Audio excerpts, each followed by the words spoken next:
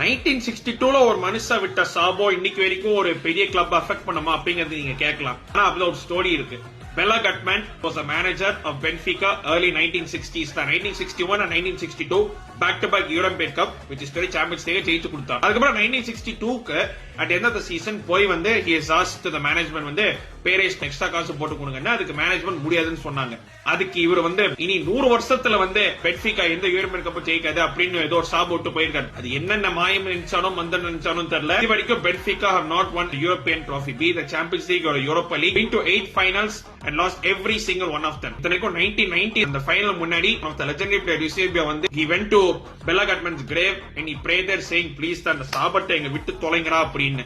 அதுக்கப்புறம் there have been many claims saying that இந்த சாபம் பொய்யா இருந்துச்சு, லாஸ்ட் இன் டிரான்ஸ்லேஷன் நிறைய பேர் அது இதே சரியில்லைன்னாங்க. பட் என்னதான் பொய்யும் நிஜம் அது ஒரு பக்கம் இருந்தாலும் இந்த மாதிரி கேட்க நமக்கே ஒரு சுவாரஸ்யமா இருக்கு இல்லைங்க.